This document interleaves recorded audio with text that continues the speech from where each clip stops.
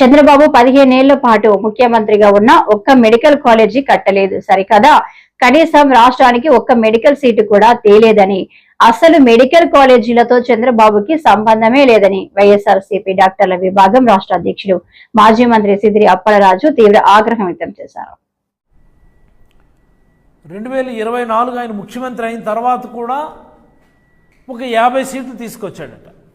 అంటే పాడేరు మెడికల్ కాలేజ్కి ఇచ్చినటువంటి 50 మెడికల్ సీట్లు కూడా ఆయన తెప్పించినవే అట. చూసారా ఎంత అద్భుతం ఇది.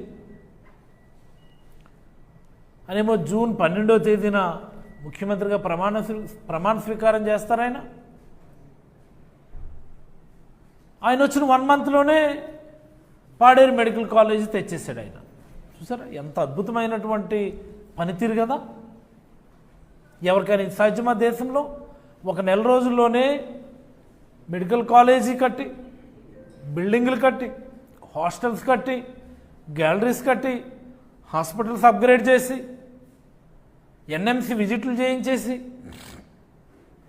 స్టాఫ్ రిక్రూట్మెంట్ చేసి, ఇన్ని పనులు కూడా నెల రోజుల్లో పూర్తి చేసి పాడేరు మెడికల్ కాలేజ్కి ఆయన ఈ 50 సీట్లు తెప్పించినాడు.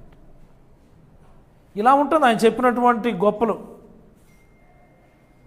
95 నుంచి 2004 వరకు ఎన్ని సీట్లు తెచ్చాము, మరి 14 నుంచి 19కి ఎన్ని సీట్లు తెచ్చాము? I'm asking a straight forward question. This is the medical college myself upgraded from a district hospital to medical college అని ఆ పర్టికులర్ కాలేజ్ మీరు చూపించండి. This is the medical college, I tried for my best అని చెప్పి మీరు చెప్పండి. ఎందుకు ఆ మాట ఎందుకు మీరు చెప్పరు? ఆ మాట ఎందుకు మీరు చెప్పరు?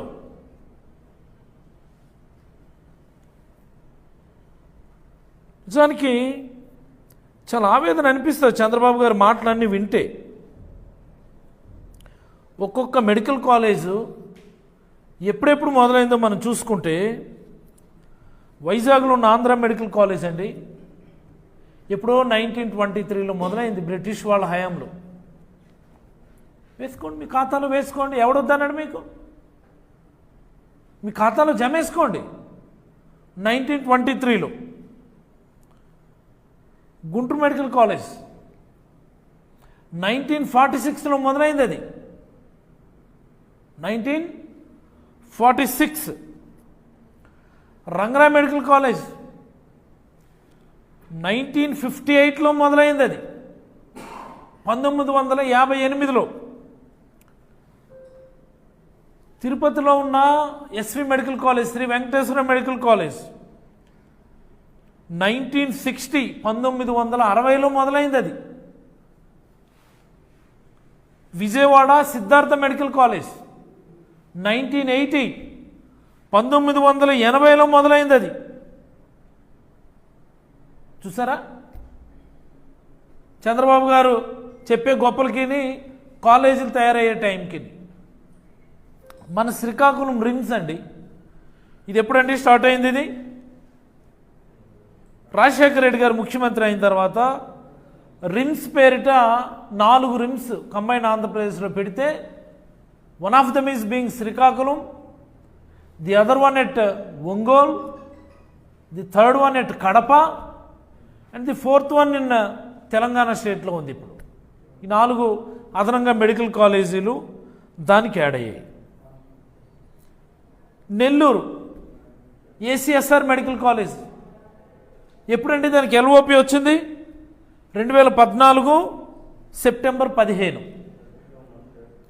అంటే 2014 సేమ్ పాడేరు మెడికల్ కాలేజ్కి ఎల్ఓపి వచ్చినట్టే. 2014 సెప్టెంబర్ 15వ తేదీన ఎల్ఓపి వచ్చింది. అంటే దాని ముందున్నటువంటి government, then Congress government Rajasekhara Reddy గారి హయాంలో ప్రపోజ్ చేసి, మరి ఆయన కీర్తిశేషులు అయిన తర్వాత అప్పుడున్నటువంటి కాంగ్రెస్ ముఖ్యమంత్రులు దాని మీద పనిచేసి చేస్తే 2014 సెప్టెంబర్ 15వ తేదీన ఎల్ఓపి వచ్చింది. ఈయనేమో జూన్ 8న ముఖ్యమంత్రి అయ్యాడు. మీ ఖాతాలో వేసుకుంటారు. అది పద్మావతి మెడికల్ కాలేజ్ సేమ్ అది కూడా 2014 ఆగస్టు 8న వచ్చింది దానికి ఎల్ఓపి. మీరు ముఖ్యమంత్రిగా జూన్ 8న మీరు ప్రమాణ స్వీకారం చేశారు. ఏముంది ఇందులో పెద్దగా చెప్పుకోవడానికి? మీ హయాంలో మీరు తెచ్చినటువంటి మెడికల్ కాలేజీలు ఏమున్నాయో మీరు చెప్పండి. మీరు ఒక్కటంటే ఒకటి, ఐఎమ్ ఆస్కింగ్ వన్స్ అగైన్, ఫలానా మెడికల్ కాలేజీని మేము తీసుకొచ్చాము అని గొప్పగా చెప్పుకునేటటువంటి అవకాశం లేనటువంటి ముఖ్యమంత్రి ఎవరైనా ఉన్నారు అంటే అది చంద్రబాబు నాయుడు గారు. ఈ రాష్ట్రంలో ఉన్నటువంటి ప్రభుత్వ మెడికల్ కాలేజీల్లో ఉన్నటువంటి మెడికల్ సీట్స్ కానీ చంద్రబాబు గారి పరిపాలన కానీ ఎలాంటి సంబంధం లేదు. రిపీటెడ్గా ఆయన కానీ వాళ్ళ మంత్రులు కానీ